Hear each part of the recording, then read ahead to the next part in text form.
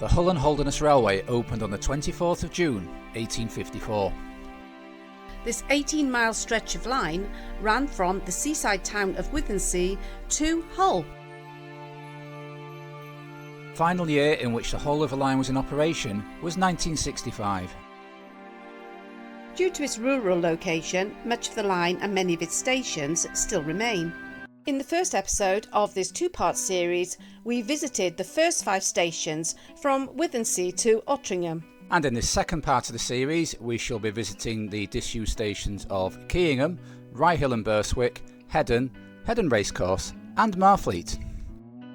So let's enjoy this 1957 cine footage film as we travel from Ottringham westwards towards Keyingham.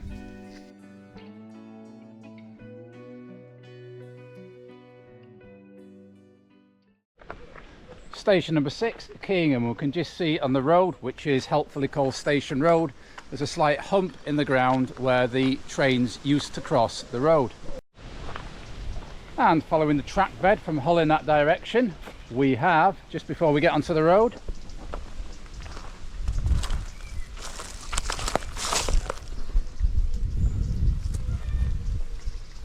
a piece of line. And opposite we have the helpfully named station house. Another piece of rail over here, so double track line with part of the Hull bound line this direction and the Withensea bound line going in that direction. As the old station house is now a private residence, this is as close as we could get without invading somebody's privacy. But the local historical society has commemorated the station with this blue plaque.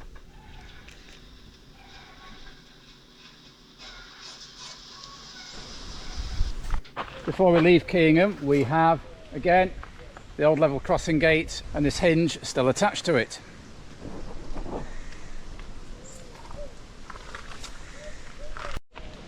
History from 60 years ago disappearing under the road. Keyingham was yet another station built away from the village whose name it took, and you can see as early as 1855 it had a good siding coming off behind the station, which you can see on this photograph from the 1950s. A couple of stories I found in the archives. In 1891 someone placed a chain across the track near Keyingham station. He was spotted by a woman, a Mrs. Taylor, who remonstrated with him, but she was struck to the ground by him. The miscreant was never found, but fortunately the train was stopped in time due to Mrs. Taylor's quick thinking and bravery. And in 1902 a coal truck left the tracks of the sidings and fell into some coal tips and had to be rescued on the left here by a team coming out from Hull. We now leave Keyingham station and travel westwards towards Hull until we reach the next road junction and a signal box. If you are logged into YouTube, we'd love you to give this video a like if you're enjoying it. We're a new history channel seeking to grow. Also, if you haven't done so already, we'd love you to subscribe. It's absolutely free. We're going to bring you lots of local history and railway content over the next few weeks. In fact, our next visit this coming weekend will be on the Hull and Hornsey Railway. And on that note, if you do have any information you think will be interesting to us, you'd like us to go and see and point out, then please drop a comment below about what can be seen along the Hull to Hornsey line. So now back to the current video, tracing the line between Withensea and Hull. We're now between Keyingham and Ryhill and Burstwick station. You can see that the track bed now is a public footpath, bridleway in both directions, and at the point where it crosses the road. What we have here? Again, 60 years ago since that was last used, and it's still here. And another piece on the other side, so yeah, double track.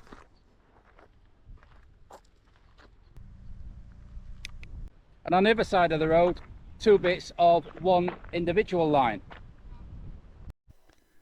Next stop, the station of Ryhill and Burstwick. Ryhill and Burstwick, absolutely lovely. So we're now back on the appropriately named rail trail, and what do we have?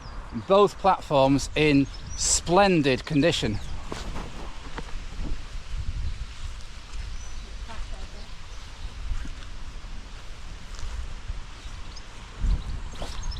Little bit of track preserved in somebody's garden. You can almost feel the decades melt away when you come across something like this. Not sure what these are. Any experts out there care to illuminate us? What I like about this platform, if we look, we can see the stepped bricks. 1, 2, 3 before the main part of the platform. Beautiful preservation of this one.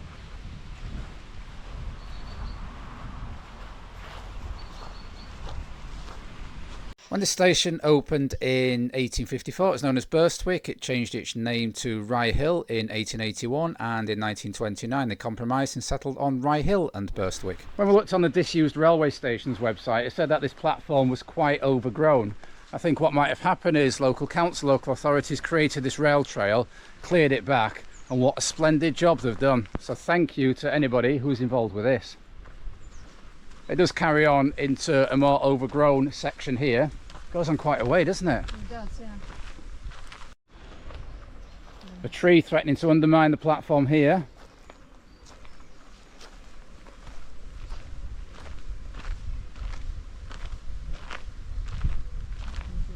And still it goes on.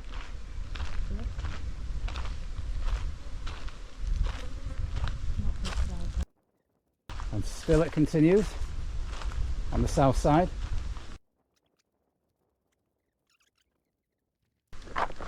And ends just in there.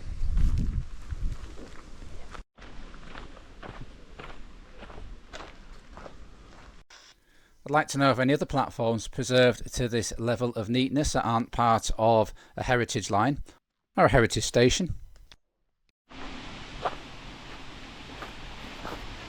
Beautiful brickwork here as it tapers down as well.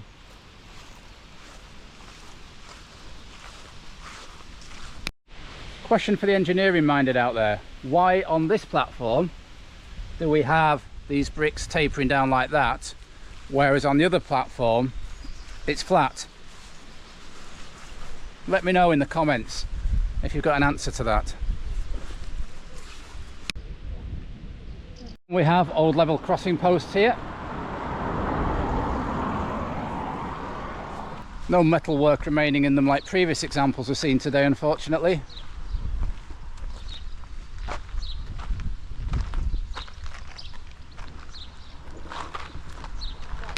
So what do the archives reveal about the history of Ryhill and Burstwick Station? We find in 1900 a young railway employee by the name of Arthur Briggs, who worked here, was sent off to the Boer War as an East Yorkshire Regiment reservist, and he was given a rather handsome tobacco and pipe to send him on his way with. We also learn that a Mr. Lear of Preston was riding a motorcycle in 1920 when he collided with a pony and trap. Semi-conscious, he was taken to Ryhill Station before being transferred to Hedon and treated for his wounds. So now we're heading to Hedon.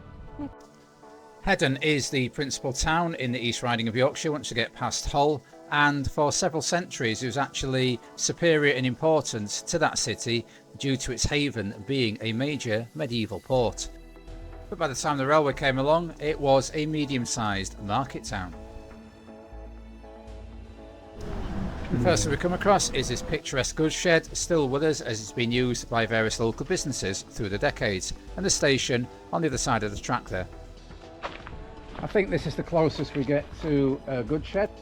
Actually, this goods shed was positioned outside the Hedon boundary to avoid people having to pay tolls, which went back to the Middle Ages, where Hedon Haven and the residents of Hedon were allowed to charge tolls for anything being unloaded within the confines of the town. Something to remember if you visit here. You can just see the platform through this foliage where the station house is.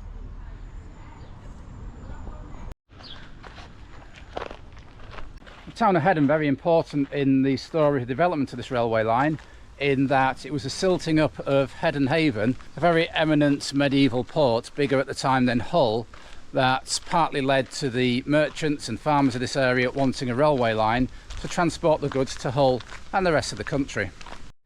Again, we're a good 150 yards from the site of the old station, and this platform still carries on, and we have that lovely tapered brickwork effect again we've seen elsewhere today.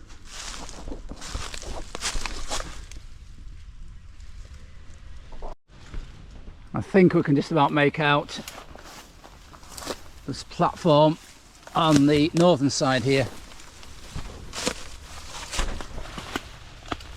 Yeah, definitely platform there. And there's the top of it.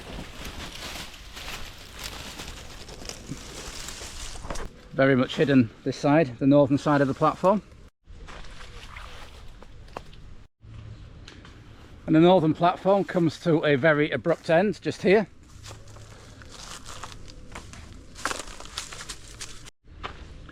Whereas the platform remains on the other side, the southern side of the line, continue a little bit further. So on the south side, we can see here the end of the platform tapering down rather than coming to an abrupt end like the other one. I wonder if the end of the other one was chopped off at some point.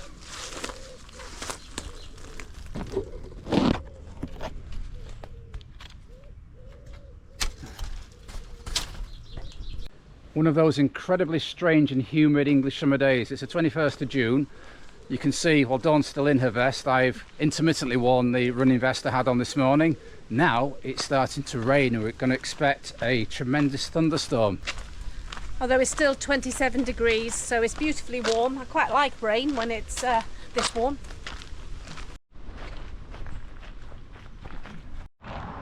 Much better view of the platform from this end. And you can see it tapering off. Again, the southern end here, heading towards Hedon. Good view of the station house there from the main road. Platform seen better days here, but who has not? Bolt here from the former gate into the station house. Back in 1926, the level crossing gates were damaged when a steam train and trailer ran into them, and some men had to be called out to fix it, and it delayed the trains. You can see a picture here from the Hull Daily Mail. Very faded milestone there. I think it says Keyingham there. And doubling up as one of those horse mount things, so perhaps in days gone by people would get off at the railway station at Hedon and then mount their horse and ride to their house or farm nearby. It's now raining.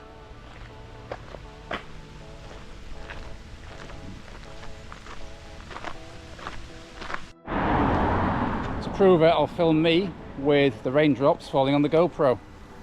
Oh, the smell of that very hot tarmac as the rain falls on it, that summer smell. Oh. Our story from the archives of Hedon Station involves a sad tale of Mrs. Eliza Torr, the 41-year-old lady who used to accompany her husband every evening on his train journey into Hull to work at the Anleby Road Union. One Friday evening, after seeing him off to work, she was seen leaning against a hedge by the station gates. She was taken ill and died later of what appears to be a heart attack at Hedon Station. We now leave Hedon and continue our westward journey, and the next station we come to is a temporary halt known as Hedon Racecourse Halt and Hedon Speedway Halt.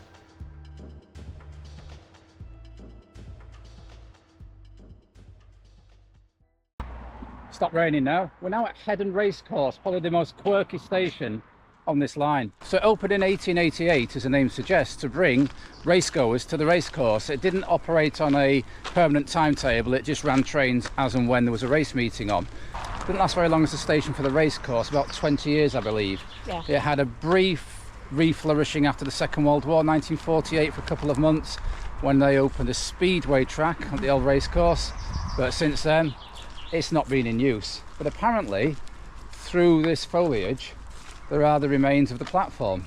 So I'm now going to throw Dawn into the foliage and she's not coming out until she's found a platform. I actually think I can see it. Did she save herself? Okay. Oh yes.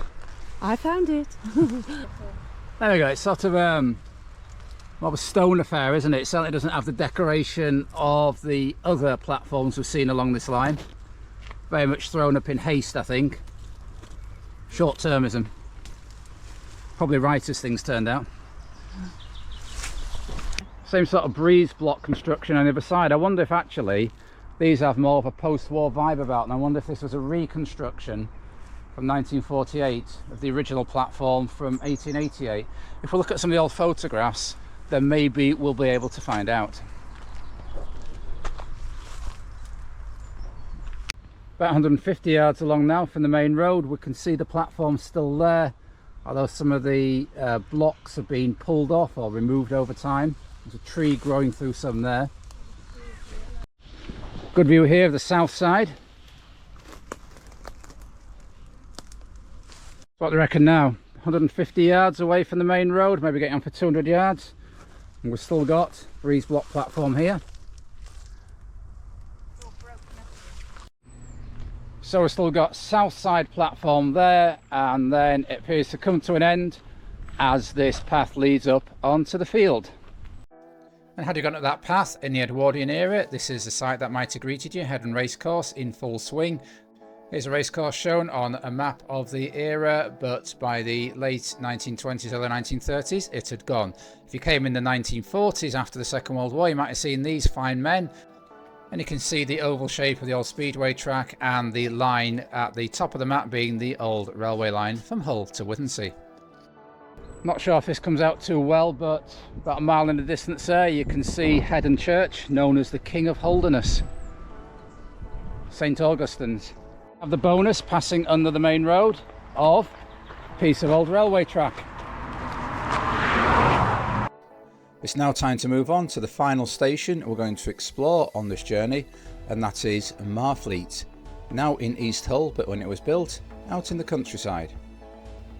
And you can see on this 1957 film we start to get a more built-up vibe, houses there, and a big engineering works on the left, which kept the station open actually until 1972, so it was one of the last to close on this line. And the final station, of which there is still evidence from the Hull and Holderness Railway, is Marfleet. Once we get beyond that, we've got Southcotes, which is now a Kentucky Fried Chicken, and we have Victoria Dock Station, which has been for several years a big housing estate. I think the trains were switched after a while to end at Hull Paragon Station, but we're following as much as we can of the original route, so we're off in search of Marfleet Station and platform.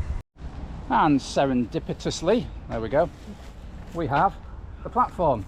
Again, that stepped effect underneath with the bricks. So this is the Withensea bound platform, still in view. Unfortunately, I think the station and the Hull bound platform on the opposite side of the line is behind this corrugated iron. Bottom of the Hull bound platform here.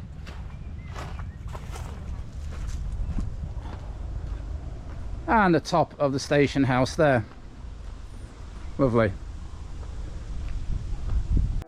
Sadly, the main story from the archives I unveiled when researching was that of the murder of Mary Jane Langley, who had been to have a photograph taken in Hull. This very photograph alighted at Marfleet Station to walk across the fields to her home and was murdered. This was back in 1891. You can find all the details online. It was a very famous story at the time. And here ends our exploration of the Hull and Holderness Railway. I'm standing on the Withensea bound platform of Marfleet Station. I lived in Hull for about 18 years. Never came down here before, so it's been a real thrill to discover this disused railway line. Marfleet was one of the least used stations on the line, I guess because as time went on and bus services came more into the fore, then a station that was basically in the suburbs of Hull had less demand. And here's a photograph of it in 1985, before the trail was properly laid down. So as the 1957 footage takes us round through the north part of Hull and into Hull Paragon Station, I'd like to thank you for watching this video. If you'd like to see us walk the Hull to Hornsey Railway, then please subscribe to the channel. We'll be doing that in a couple of weeks.